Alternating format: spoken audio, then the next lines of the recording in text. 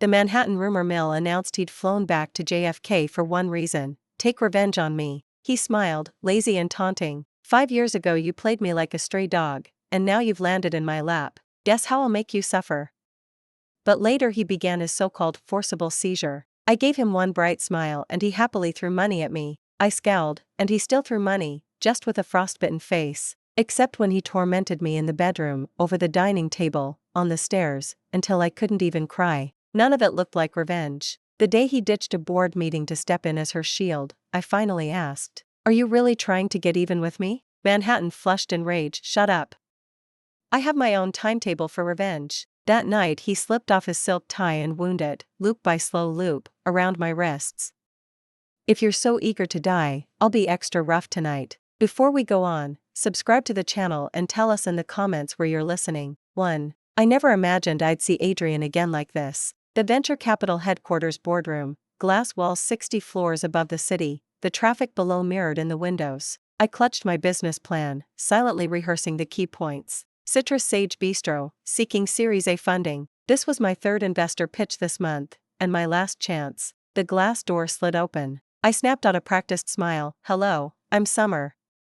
Here's my deck." Then I lifted my eyes to the lead investor and lost my voice. Backlit, a tall silhouette filled the doorway. The room's bustle faded. Across a sea of suits and 5 years of time, I saw him again. Among the middle-aged crowd, Adrian stood out like a hawk in a cage of pigeons. Tailored wool couldn't hide the clean cut of muscle, broad shoulders tapering to a narrow waist, long legs moving at a predator's idle pace. His features were sharp enough to slice glass, authority carved into every line. He arched one brow, gaze pinning me, drawling, "Summer.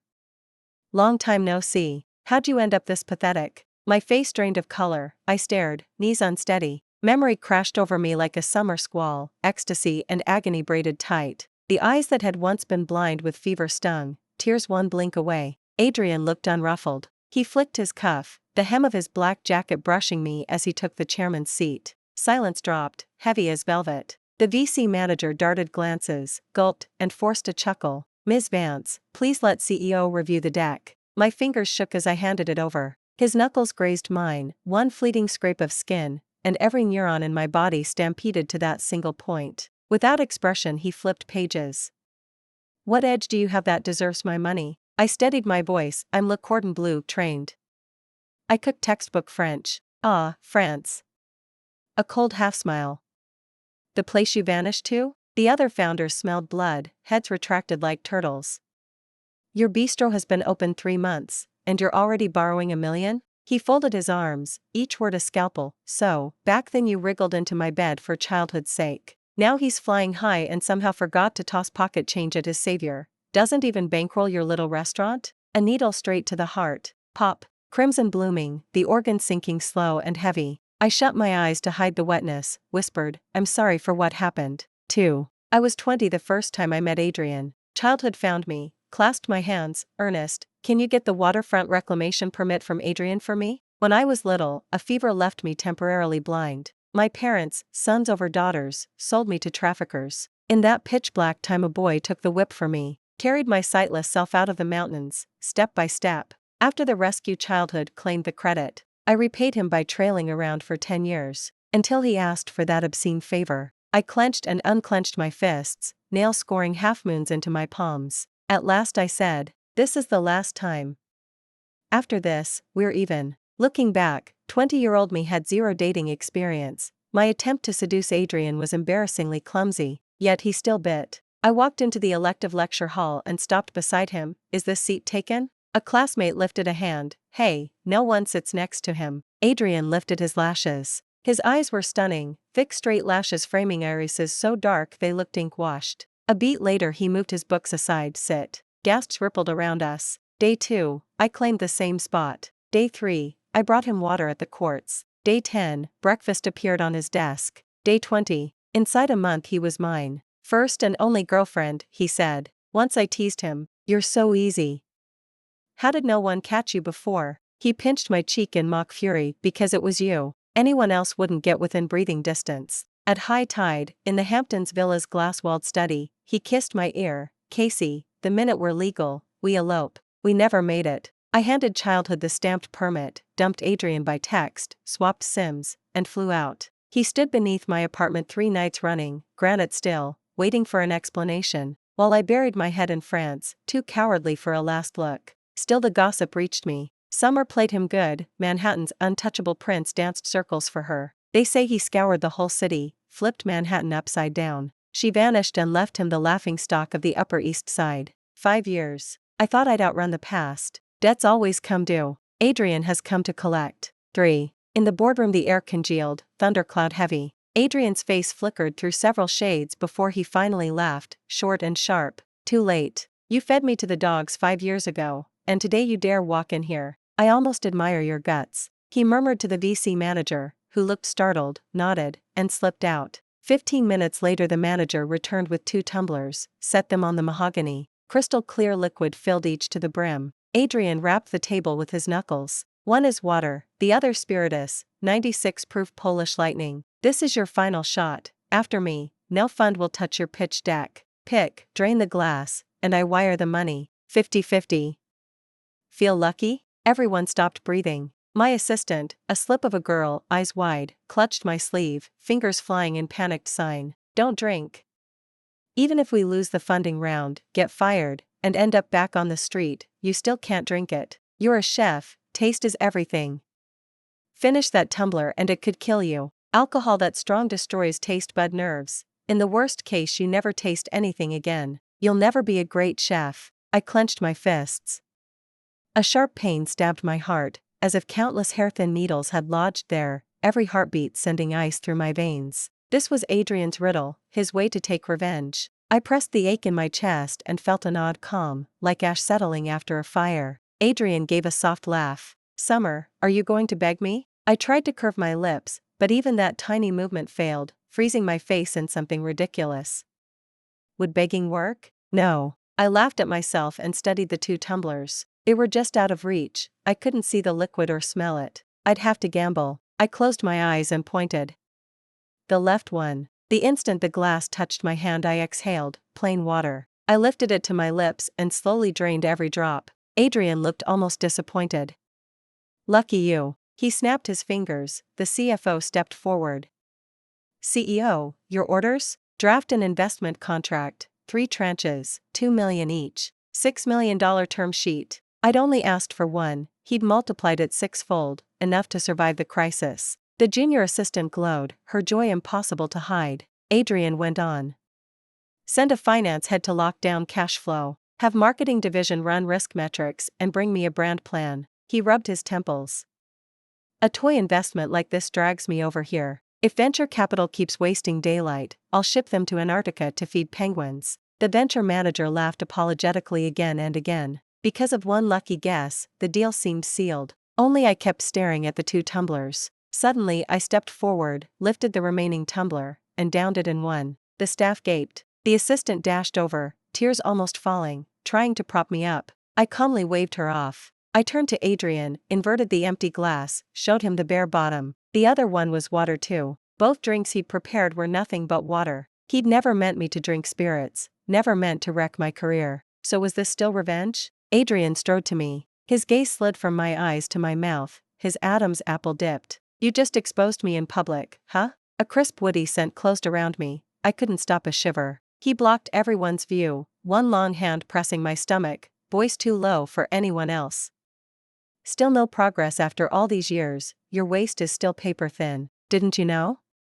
2 glasses of water and your little belly pops. Memory rushed in like damp sea wind. In the Hamptons villa I'd knelt before the floor-length mirror, palms flat to the cool glass, Adrian's ragged breath at my ear. He'd pulled my hand down, half forcing it to my abdomen. His voice traveled 5 years to fuse with the man in front of me now. Poor thing, belly all swollen. Feel it, can you? And you still dared talk back to me? I stood frozen, heat exploded across my face. Adrian stepped back, expression calm, eyes cold, no trace of the words he'd just murmured. He'd always had a wicked heart. Back then he'd said outrageous terms I couldn't refuse yet couldn't accept, coaxing me in a negotiator's tone until I gave the yes he craved, feeding his need for control. Baby, can I? Ms. Vance, can I? The boardroom's air conditioning snapped me out of it. I shivered.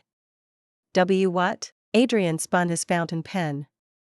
For due diligence purposes, bring lunch to Sterling Capital tomorrow, private tasting for me. Even if 6 million goes up in smoke, I want to hear the splash. I'll test Ms. Vance's skills myself, agreed? I answered blankly, all right. He uncapped the pen and signed the contract with cool precision. Same time tomorrow, be here. The next day I didn't show up on time. Citrus had an uninvited guest. My childhood came looking for me. Citrus Bistro sat in Midtown, bright and romantic, lights spilling over white tablecloths, the air thick with cream and spice. Ted stepped inside, smile easy. Summer, you flew back to JFK and didn't tell me? Heard you met Adrian yesterday. I'm a little tight, let's partner up and pry some cash loose, what'd you say? Nausea surged, I shut my eyes. Greed kills the elephant. Put your mind on a straight path and you'll go further. His smile faded. Save the holier-than-thou crap. You're so upright? Did you ever tell Adrian you're sick? He recited my medical report word by word.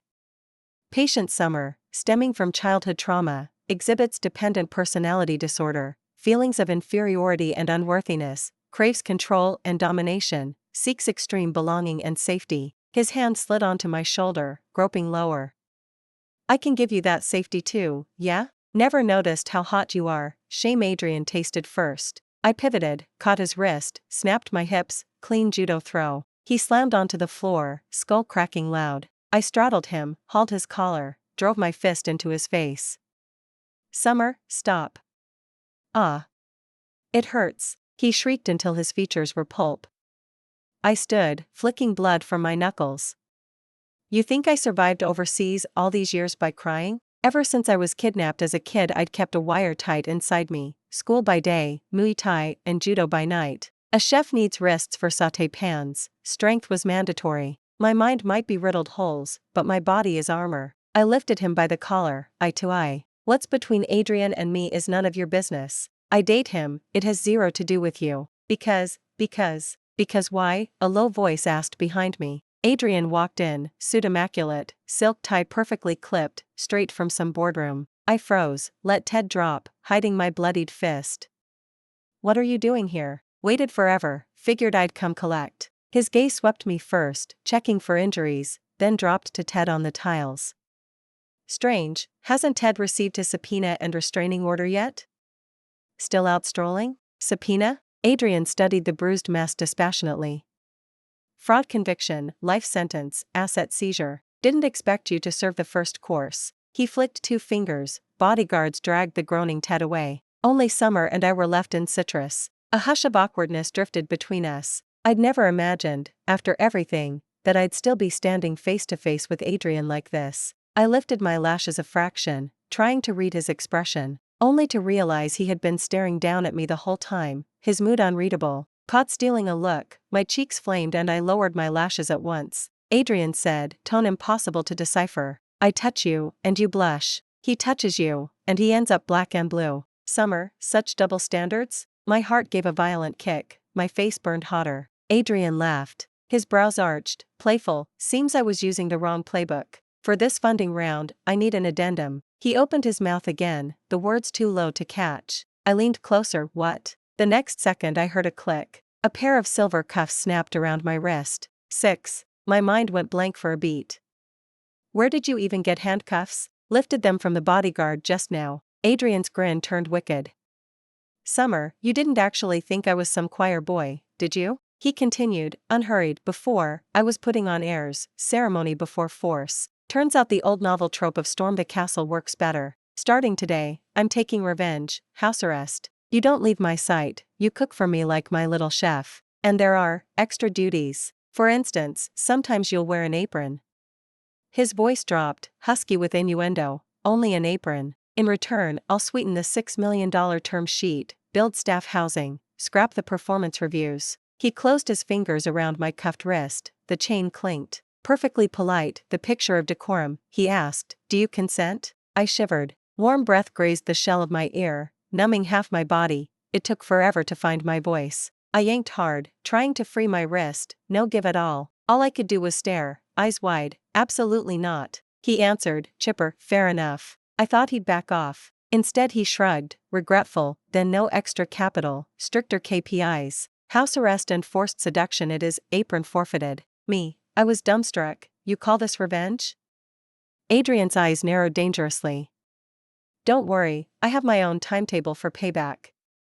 Calloused fingertips traced my pulse, selecting the thinnest skin, smiling like a villain. Yes or no? 7. A cool breeze slipped through the window, sliding between us, carrying citrus's scent of fresh cream, faintly sweet. 100 thoughts collided in my head, my fingers twisted and released my hem. At last I exhaled. Come with me. I led him into the kitchen pass, took 2 stem glasses, filled them with plain water. Then I set the sugar bowl on the steel counter. My voice was a downy feather landing on the hush. I'll make you a wager. 1 glass holds sugar, the other plain water. Pick one, take a sip. I dragged in air, gathering nerve, heart hammering, and met his gaze. Guess right and I'll agree. This time Adrian's brow lifted, surprised. He leaned back against the island, chose the left glass without hesitation. His lips touched the rim and curved, sweet. My fingers whitened around the sugar bowl.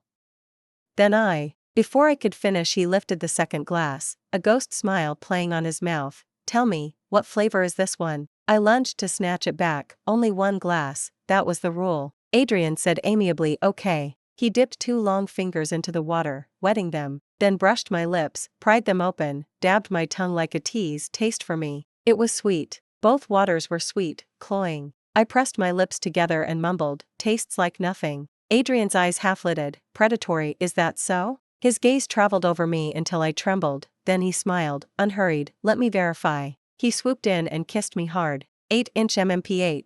Like kisses from 5 years ago when we were everything to each other. Ravenous, crushing, merciless. Even fiercer now. He lifted me onto the prep table, caging me with solid arms, stealing my breath. Dizzy, I wound my arms around his neck, clutching the sculpted planes of his back. Deeper, heavier, until, crash, the sugar water tumbler shattered on the tiles. I pulled in ragged breaths, lashes spiky with tears, lips swollen, eyes glassy. Adrian swiped my lower lip, chuckling hoarse. Little liar, just as sweet. My answer was a gasp. I fisted his silk tie, yanked him down, and bit his lip hard. Adrian's penthouse loomed in Midtown. A courtyard mansion carved out of sky-high real estate, secluded in the uproar. The Cullinan idled at the curb. He slung me over one shoulder and kicked the door shut. He didn't wait a second, kissing me while he stripped off his tie one-handed. From foyer to dining table, from stairs to bedroom, he carried me upward, step by slow step. Gravity unraveled me. I couldn't take it. I sank my teeth into his shoulder, sobbed.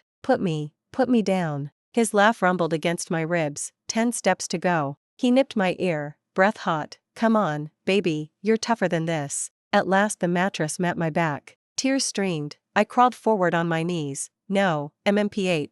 2 strokes, he hauled me back by the ankles. For hours later I stopped trying to escape. I'd cried myself wordless. 9. We lost 3 days to that bedroom. On the 4th, finally sated, or maybe just pitying my wrecked face, he let me out of bed. The penthouse was vast, game room, theater, private study, a basement lap pool, but my eyes went straight to the kitchen. Confronted with a chef's dream lineup of stainless steel, I itched to cook. Lunch on me? Adrian swept an arm. Be my guest. I served classic French. Duck confit, moles marinière, levain with cultured butter, a Paris breast. He took a bite. I watched, anxious. Verdict? Adrian said evenly, good enough to forgive you for ditching me 5 years for Le Cordon Bleu. My grin flashed the little pointed tooth. Day 5, lobster mac with truffle cheddar. Somehow halfway through he herded me back to bed. Day 6, dry-aged M8 ribeye. Between bites he talked about building his first fund abroad. I traded stories of 3 a.m. stockmaking in Paris. 5 years we hadn't known of each other's lives. The ice cracked. We drifted into something like college days when we'd first dated. Or maybe something even more reckless. He would look at me suddenly, eyes deep and unreadable, then lean in and steal a kiss. After that I would find myself wearing either a few random pieces less, or a few random pieces more. That day I'd made pasta and sous vide tuna with beef for lunch. Carbs maxed out, plus the fact I'd pulled an all-nighter testing a new recipe. After I finished eating, I somehow fell asleep without noticing. When I woke again, the warm, fluffy afternoon sun was on my face. I had no idea when I'd been moved to the soft sofa, a perfectly tailored black suit jacket draped over me. I pinched the hem of that jacket and stared blankly for a long time. I suffer from severe insomnia. I can plunge without warning into the childhood nightmare of being kidnapped, wake drenched in cold sweat, and then lie awake the whole night. My therapist once told me, Summer, you're depressed, anxious, hypersensitive, starved for love. You don't believe anything is truly yours, and you don't believe anyone could ever love you without reservation. Your life is missing a fulcrum. So you're forever drifting in midair, like a kite that's terrified the next gust will send it crashing to pieces. You want someone to tether you, to hold the string, to take control, to become the anchor of your life. And then it hit me. During these weeks I've been confined in Adrian Sterling, I have felt, inside, the most peaceful I ever have in my life. At night I no longer stare at the ceiling, and at noon I even pass out without realizing it. Slowly, I lowered my head and breathed in the jacket that covered me. A light, pleasant woody scent wrapped around me, like a small stone dropping, plop, into the lake of my heart. I couldn't help it, a tiny smile slipped out. The next second I heard the secretary's voice from the adjoining private study. CEO, Mrs. Mother says she and Mr. Father are going traveling and they're taking Cat with them. Adrian drawled lazily, fine by me. I've got company at home, the kid can stay with them a couple of days. 10. Like a lightning bolt splitting my skull. Adrian's daughter? Adrian had actually married and had a child? My fingers holding the suit jacket stiffened, every drop of blood in my body seemed to run cold. Yes, he and I had been apart 5 years. I'd thought we could simply pick up where we left off, but I'd forgotten to ask whether, in those 5 years, he'd started a new relationship, whether he was already married. The safety rope anchoring me snapped, crack. My most secret, unspeakable feelings surged like a flash flood, rushing straight at me. Summer, what the hell are you doing? Becoming the other woman to a married man? Guilt almost crushed me. My heart felt as if a blade had been plunged in and twisted hard. Every breath brought a raw, bloody ache. I stood up slowly, legs so weak that, bang, I slammed into the corner of the table. Hearing the noise, Adrian shoved the door open. Summer, what happened? My appearance must have frightened him. His voice actually trembled. Baby, why are you crying so hard? Did you hurt yourself? Where's the doctor? Call the doctor now. No need. I pushed him away and stood, limping. I squeezed my eyes shut, forcing back the wetness. Adrian, if you're married, please respect your wife and child.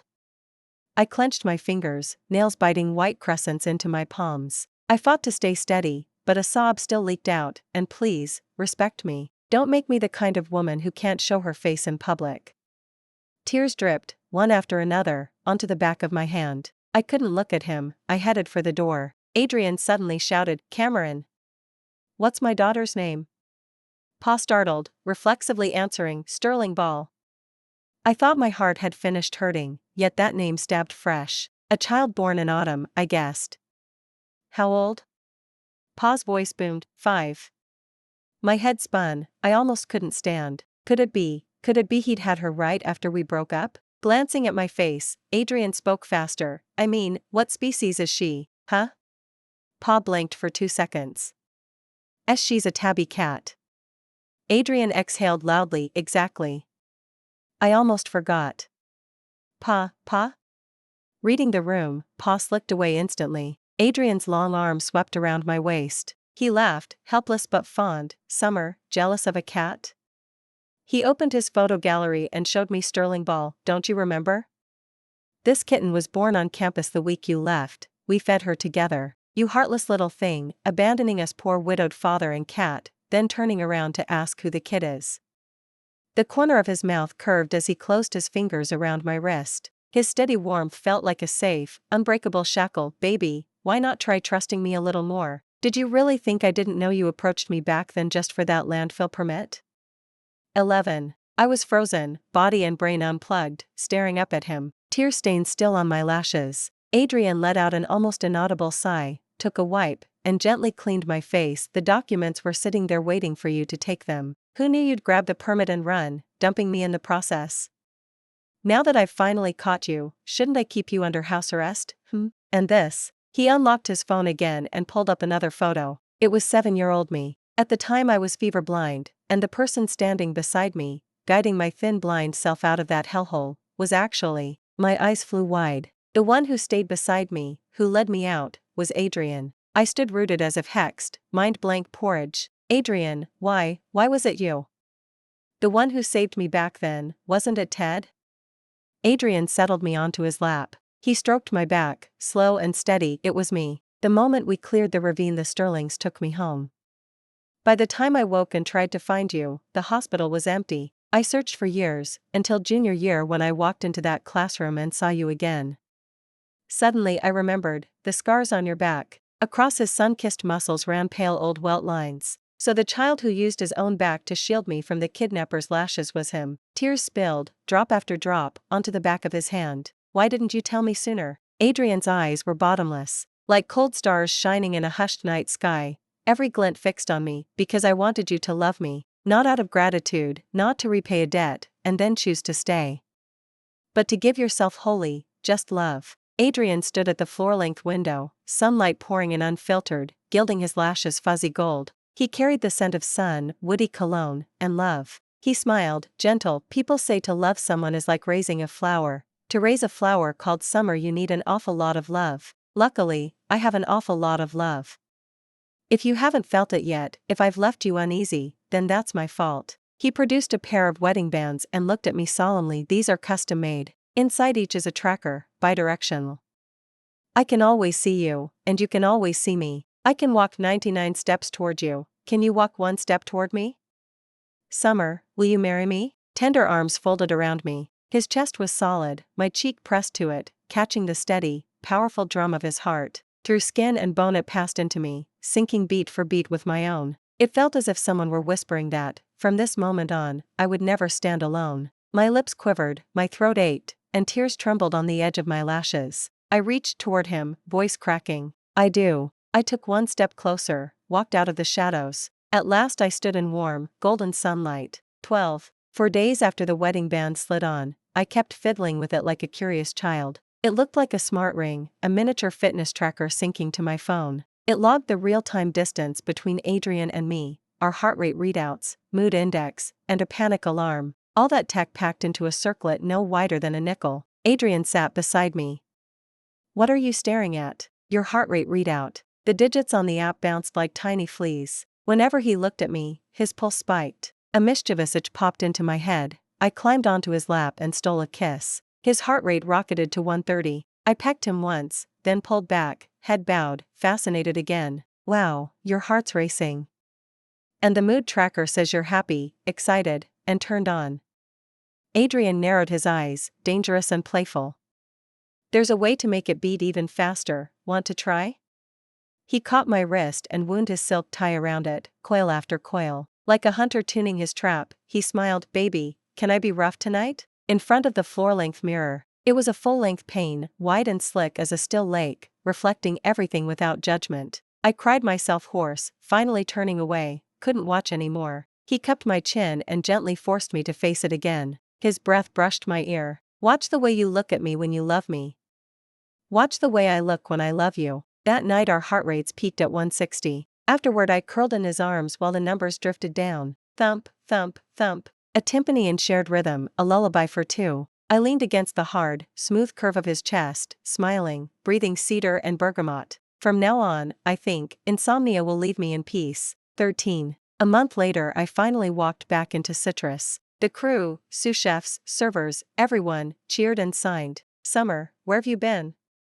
So much good stuff happened while you were gone. Only then did I learn Adrian had channeled every dollar of his investment through my name. I was listed as sole beneficiary. He'd gut renovated the place, hired a Michelin-starred French chef, and locked in a supplier who airshifts the brightest produce daily. He even roped in fashion lensman Meng Yashing for a glossy PR shoot. When hiring, he honored my rule, reserved posts for people with disabilities. Cash infusion after cash infusion, top ingredients, white glove service, A-list buzz. In 6 short months Citrus had become Manhattan's most talked about, highest grossing restaurant. Guests raved, regulars queued around the block. The guest I remember best was a girl barely 20, stunning and bright. She added me on WhatsApp, grinning. Hi, I'm Willow. Days later an engraved invitation landed in my inbox, her wedding. The groom was a trust fund nightmare infamous for sleazy tabloid stunts. Adrian flicked the card with one finger.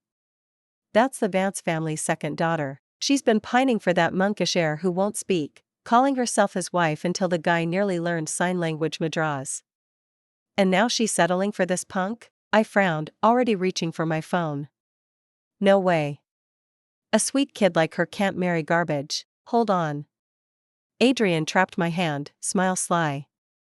This twisted love story's about to wrap itself up. 3 days later we attended the gala. The ballroom glittered, crystal, champagne, gilt. We waited an hour, bride and groom never appeared. Whispers rippled through the guests. Suddenly the screens flared to life, airing a blurred victim exposé while the groom's face stayed crystal clear. NYPD stormed in, cuffed him, hauled him out. I gaped at the spectacle. Willow never showed. I clutched Adrian's sleeve. Where's Willow? Is she okay? He glanced at his phone and chuckled. She's peachy. Crafty little fox staged this circus to force the old fox's hand. Right now she's probably crying too hard to answer you.